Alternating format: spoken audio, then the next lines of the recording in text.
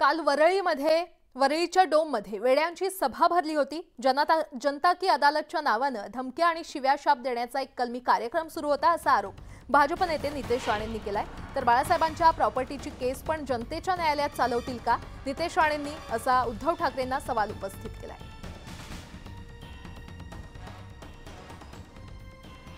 वरळीच्या dome सभागृहामध्ये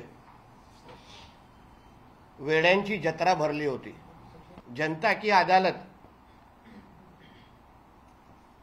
च्या नावाने धमक्या देणं, शिव्याशाप देणं, एवढा एक कलमी कार्यक्रम काल सुरू होता। आता मला उद्धव ठाकरेला विचारायचं आहे की बाळासाहेबांच्या प्रॉपर्टीची केस पण जनतेच्या न्यायालयामध्ये चालवतील का? जनतेच्या न्यायालयामध्ये दिशा साल्यान आणि सुशांत सिंग राजपूत बरोबर ची जी काय हत्या झाली ती केस आपण जनतेच्या न्यायालयामध्ये चालू आणि मग दूध का दूध पाणी का पाणी जनतेच्या समोर होऊन जाऊन दे ना। आमच्या सन्माननीय राहुल नार्वेकरजींना ते अध्यक्ष म्हणून त्यांनी सुप्रीम कोर्टाच्या चौकटीमध्ये राहून त्यांनी निकाल दिला।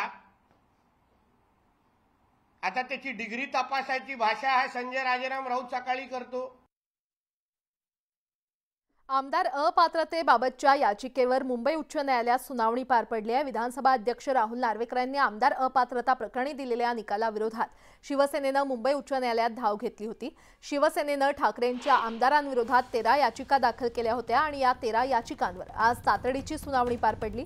आजच्या सुनावणीत उच्च न्यायालयानं सर्व प्रतिवाद्यांना नोटीस धाडली असून 8 फेब्रुवारीपर्यंत याचिकांवर उत्तर देण्याचे निर्देश दिलेले आहेत। कोणतीही अर्जन्सी नाही आहे असं निश्चितच समजलेलं दिसतं आणि तसं पिटिशनरकर्त्यांच्या याचिकाकर्त्यांच्या वकिलांकडून काही ट्रेससुद्धा करण्यात आले नाही। त्यामुळे नॉर्मल प्रोसिजरने आम्हाला नोटीस सर्व करणं अत्यंत आवश्यक आहे। ती नोटीस आम्हाला दिलेली नाही आहे, त्यामुळे ती नोटीस दिली। आमचं म्हणणं काय आहे ते पटलावरती आल्यानंतरच याच्यामध्ये पुढील सुनावणी होऊ शकते।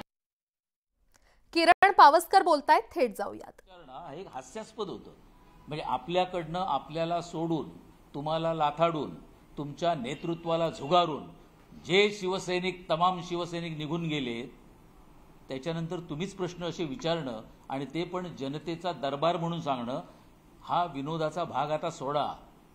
हे जे काय तुम्ही तमाशा लावलेला आहे, हा तमाशा सोडा। लोकांना सत्य कळलेलं आहे। याचं कारण बाळासाहेबांच्या शिवसैनिकांचा यांनी कसा वापर केला त्याची काही उदाहरणं देईन मी। 1993च्या बॉम्बस्फोटचा आरोपी याकूब मेमन यांच्या कबरीचं सुशोभीकरण आपण असतानाच केलंय।